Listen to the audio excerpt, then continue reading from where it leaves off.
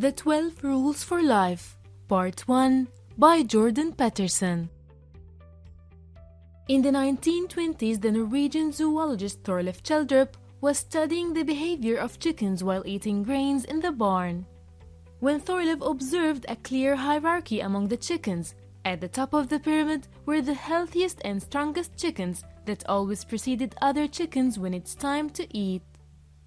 At the bottom of the pyramid were the weaker chickens, which used to feed on the remaining grain crumbs after the stronger chickens. This concept is not just limited to chickens, it occurs naturally in different species of the animal kingdom.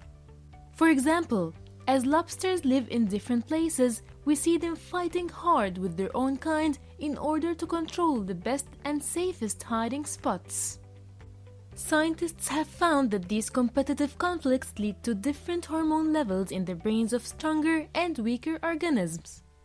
The winners have a higher percentage of serotonin hormone compared to the percentage of octopamine hormone, while this percentage tends to be reversed in the brains of the losers. These hormone levels may affect the lobster's physical body, as more serotonin hormone helps the lobsters to be more flexible and upright, but octopamine hormone makes them appear tense and withdrawn. And by the same token, the concept of hierarchy also applies to human beings. Studies have shown that those who suffer from alcoholism or depression are less likely to compete with their peers. Conversely, those at the top of the hierarchy usually show up an impressive and confident body language, which helps them maintain their resolve and perseverance towards their goals in life.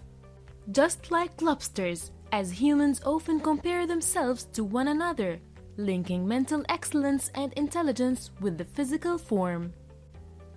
Bit to remember, hierarchy is a common concept in human and animal societies.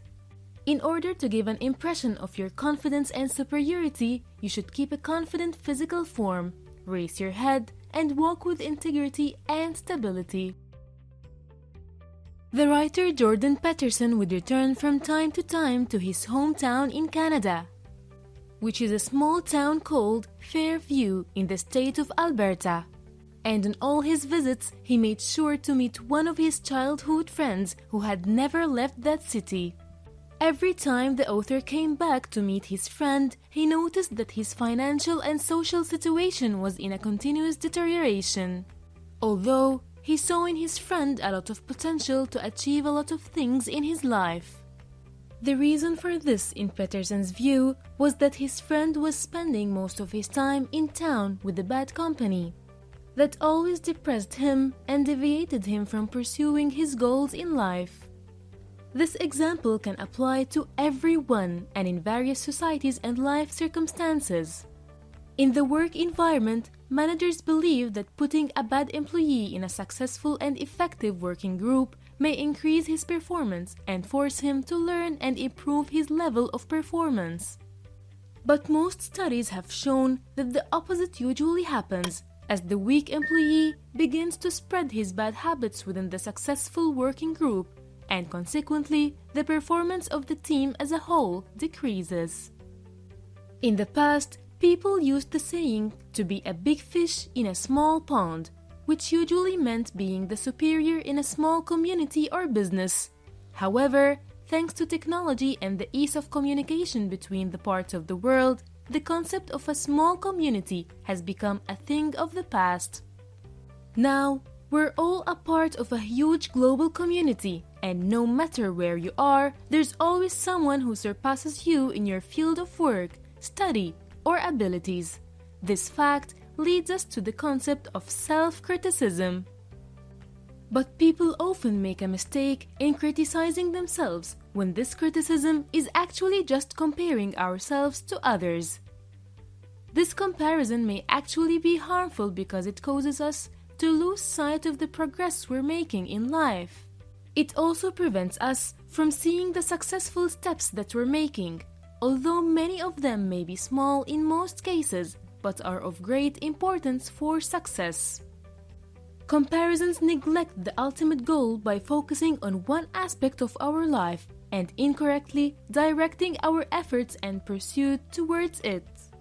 Therefore, the best way of self-criticism is to leave personal comparisons with others and focus on comparing what you are now to your past accomplishments. Always remember where you have been and where you are on the path to success. Bit to remember. Ensure that you surround yourself with a group of successful friends who will provide you with continuous support. When evaluating your accomplishments, move away from comparing yourself to others and focus on comparing yourself to your past accomplishments. Many thinkers throughout the ages have seen life as cruel and unfair, to the point that the drastic changes that some people make to face life's difficulty are justified. The famous Russian writer Leo Tolstoy believed that life was unfair beyond all recognition, to the point that he suggested that there are only 4 ways to face the injustice of life. And that's either living with childish ignorance, or immerse yourself in life's pleasures, or committing suicide, or facing all difficulties. Tolstoy analyzed these 4 options in his famous essay and concluded that the most sincere one was suicide, as he was seeing the struggle for survival as a sign of weakness. But despite Tolstoy's dark view, and regardless of the extent of suffering or cruelty and injustice you may find in life, you shouldn't complain or blame life for these difficulties. On the other hand, there's another Russian writer named Alexander. Solzhenitsyn was among the communists who fought against the Nazis during World War II. But despite his service, he ended up in the prisons of the Soviet Union after the war. And during his arrest, Alexander discovered that he also had cancer. But despite all this, Solzhenitsyn wasn't complaining or feeling frustrated or had negative feelings about his life circumstances. Rather, he took it upon himself to use the time he spent in prison to contribute in anything of value to the outside world. Solzhenitsyn spent his prison term writing his famous book, The Gulag Archipelago, which provided historical documentation of the Soviet camps in which he lived in. The book played an important role in eliminating the great support that communism had from various global thinkers at that time. Bit to remember, you must take responsibility in your life, keep away from negative thoughts and complaining about the challenges that may face you. In an experiment, scientists left a jar with a piece of candy among a group of monkeys. The mouth of the jar fits only for the monkey to put his hand and get it out without picking up the piece of candy. Despite this, the monkeys in most of the experiments used to catch up the piece of candy, and when they couldn't get it out of the jar, the monkeys didn't leave the piece of candy, but they kept holding it until the scientists came to catch the monkey or throw it inside the cage.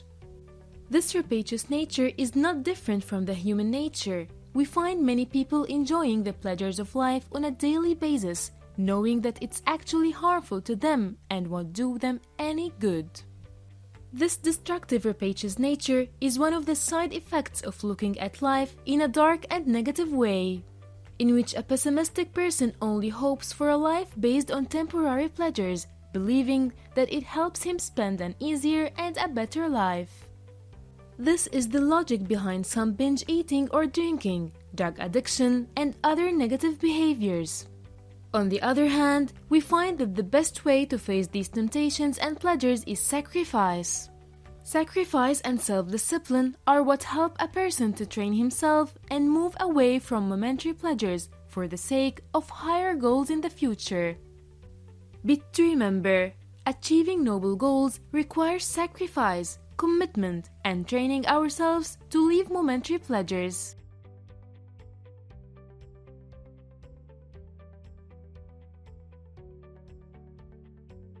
Thanks for watching. Please follow our social media accounts. And don't forget to like this video and subscribe to our YouTube channel.